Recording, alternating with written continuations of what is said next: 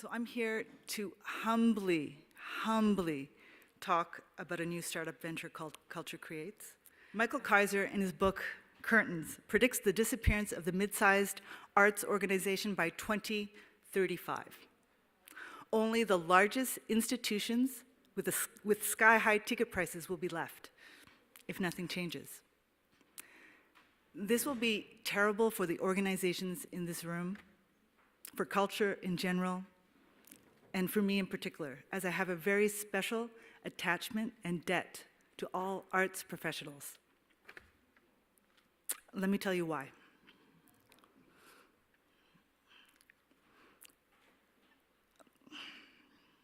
When I was 12 years old,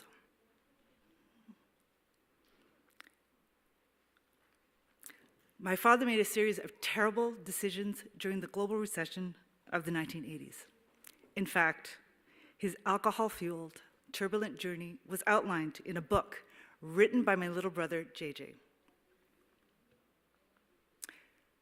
JJ was nominated for a Governor General's Award, a Charles Taylor Prize. I feel so proud, yet I'm horrified, because my once hidden shame is now public.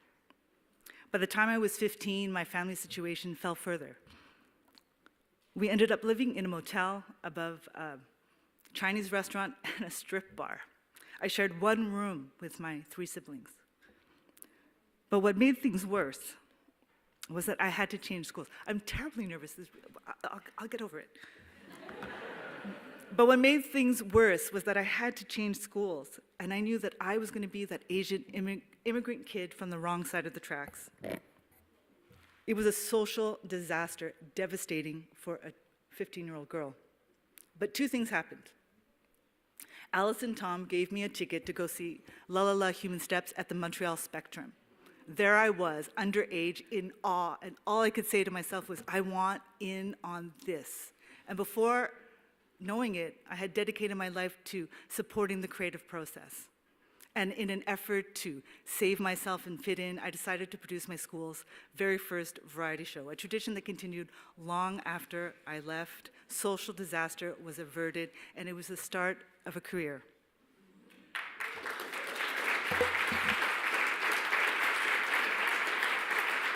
Oops. You can read that. And I want to mention, you all here work in an organization. I get teased for being emotional in my family.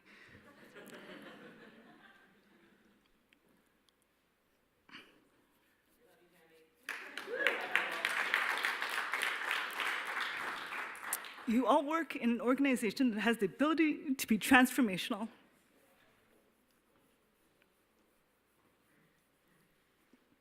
And I sincerely thank you all for your efforts.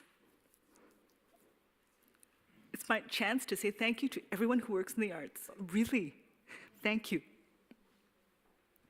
Culture Creates is an aspirational company. Now let's get down to business.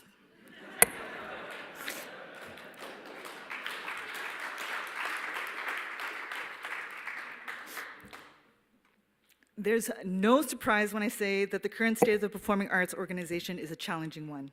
The list of concerns is long. Some highlights: disease, the death of several industries, changing consumer behaviors, the introduction of movie, theater, opera, and theater, and essentially all things associated with the 21st century.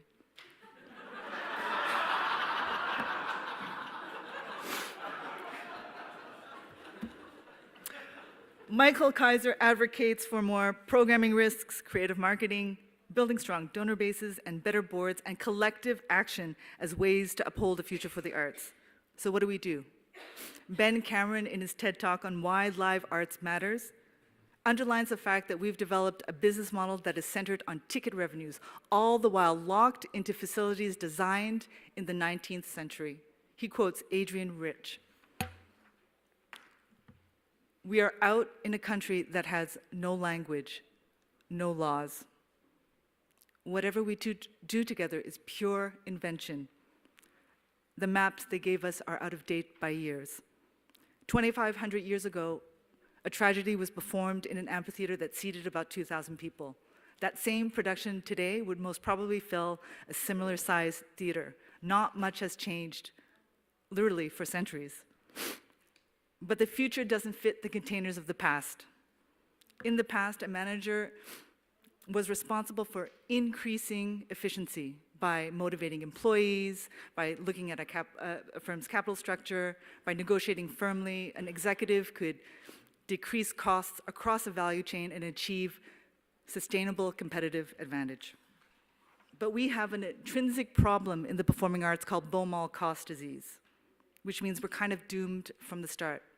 No matter how hard we fight for the underdog, we can't win in this industrial world. But today, competitive advantage is no longer the sum of all efficiencies, it's the sum of all connections, and we should rejoice. At Culture Creates, we see multiple opportunities for lucrative collective action. Let's look at ticket revenue.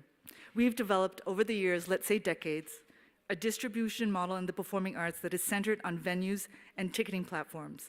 So we've built something that looks like this. The circles represent performing arts organizations, and the squares around the circles represent venues and ticketing platforms. Here is a venue and the multiple performing arts organizations performing in that venue, and here is another venue and the multiple performing arts organizations performing in that venue. And the way we operate in the physical world extends into how we've developed our virtual systems.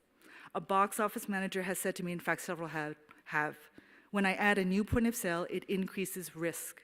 So they don't want to do it, not unless they have to. Those of you who've worked in a box office know what I'm talking about. It tells me that our back-end digital infrastructure needs work. Visually, everything is boxed in. Whether it's Ambition, Theater Manager, Tessitura, Outbox, Ticketmaster, or whatever new robust system with a tricked-out CRM that can manage your social media, the likes and dislikes of your patrons, and sell wine to clients at intermission, we are still playing in our own backyard and have yet to recognize the potential of virtual systems in the 21st century. What if we could change this view? What if we give ourselves another framework? How do we do this? At Culture Creates, we believe in the transformational power of the performing arts for the individual. I'm definitely living proof. My two co-founders, Heather Black, Martin Choquette, and I are driven to see success and growth in the arts sector. We have three guiding principles. Think network economy. Collaboration is the new competition. Ask the right questions. Network economy. At Culture Creates, we see the formation of a digital infrastructure that connects non-compatible ticketing platforms as a crucial step for business innovation. By rethinking our distribution model, we can leverage existing technology to provide value-added distribution channels that give the performing arts opportunities to reach new audiences and, most importantly, generate new income.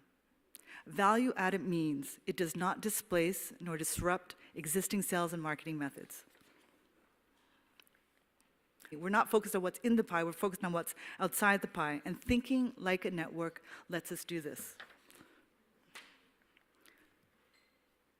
2, collaboration is the new competition. Adding capabilities through a connected infrastructure, Culture Creates can collaborate with a national network of channel partners through which performing arts can sell and promote their products, virtual and physical. And by pulling together, we can scale marketing reach way beyond our local respective markets. Here's an example. We are presently in discussion with Aeroplan. They see brand value in offering the performing arts to their 4.5 million members, but they require a supplier that can align with their procurement methods and then scale across the country with multiple offers. Aeroplan is not capable of developing one-on-one relationships with every arts company across the country. As early adopters, the Alt and Jamais Boutique Hotel Group are open to developing a pilot project with Culture Creates to market art events directly to their clients. They have hotel properties in almost every major city in Canada. I think that's about 2,500 rooms. But we really take collaboration and pulling together to heart. Not only are we concerned about building an ecosystem that generates new revenue from new clients, making the pie bigger for everyone without cannibalizing existing channels. We also see opportunity for a new economic strategy. Our last principle, ask the right question. When you ask the wrong question, you get a wrong answer. Let me point out an obvious anomaly. The performing arts, the kind I'm talking about, are produced by not-for-profit companies, and the majority of the venues where these companies perform are also not-for-profit companies. But the ticketing platforms used in venues and by the performing arts are for-profit companies. So, for-profit companies control the major distribution channels. In comparison, Culture Creates operates like a business, producing goods and services for the market, delivering profit to shareholders and owners. What if the performing arts were middlemen of their own products? Why not? Most startups look for a single angel or venture capitalist. They run away from the idea of creating a syndicate of investors. It's a headache. Our understanding of pull together means out of principle. Culture Creates is dedicated to building a syndicate of investors from the nonprofit arts world, creating opportunities for all to have skin in the game. So if we do well as a company, we all do well, delivering profits to shareholders and owners. Strategically, this is not income from ticket revenue, not from the government, not from fundraising. Culture Creates is a for-profit, public-private social enterprise for the nonprofit arts sector. We are building a business for the arts. Changes are happening, and we can set ourselves up with new strategic opportunities. If you have any doubts, in the UK, there's a B2B company called Ingresso that operates a middleware technology called Ticket Switch that connects directly to non-compatible ticketing platforms, allowing distribution to multiple sales partners like Amazon UK, Nectar, by the way, owned by Amia, who also owns Aeroplan, various media channels, online retail, travel agencies. On their website, they say they have access to over 1 billion customers. Who knows? What's important to note, Ingresso was started by a group of investors who saw an opportunity. They were motivated by profit.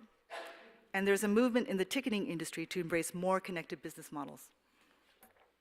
At the core, we fundamentally believe that asking the right question drives innovation, and we see this as the best use of lean thinking and agile methods. It demands that we practice looking at reality from multiple viewpoints. So at Culture Creates, we develop innovation, not through technology, but looking for answers to game-changing questions. And the search for that right question is where we use lean thinking. What if we were middlemen of our own products?